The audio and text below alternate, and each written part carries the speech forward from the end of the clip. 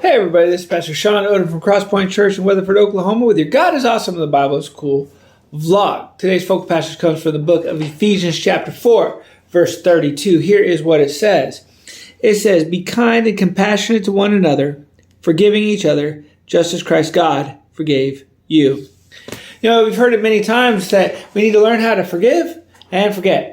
And for humans, seems like the forgiving part might be easy. It's forgetting that's the hard part. You know, forgetting what was done against you, that's hard to do. And the question remains that if you cannot forget and move past the fault, have you really truly forgiven an individual? You know, there's no doubt when someone wrongs us that we often lose faith and trust in that individual. That makes sense. It kind of goes along with it. It's hard to look at them the same way after that.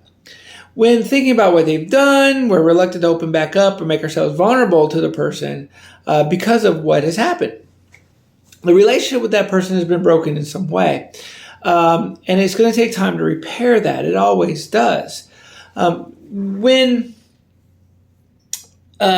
times we are unable to forget the sins of the past and how people have hurt us. Okay, and that hurt remains buried within us so that when something similar happens with that person or even something totally unrelated, we feel wronged and we remember what happened previously. And sometimes we even use it as ammunition and hold it against us in support of our argument.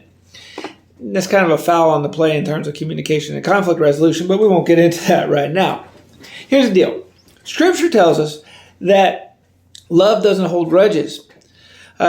If we have buried hurt inside of us and are not able to truly forget the issues of our past, then we're holding a grudge to some degree. And it's difficult to argue at that point in time if you've truly forgiven, if you can't forget. In other words, you can't move past that.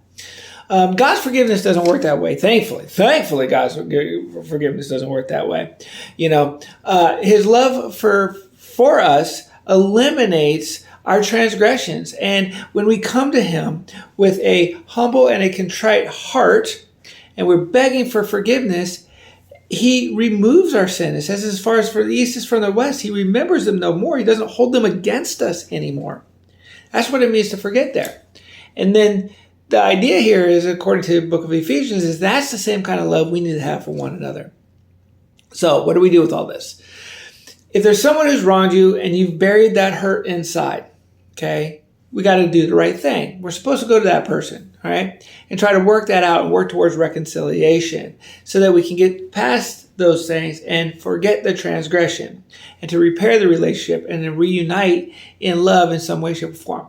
I admit, and this is difficult and it's not always possible because it kind of takes two in this. However, our attitude should be such that we should be willing to do that if we can.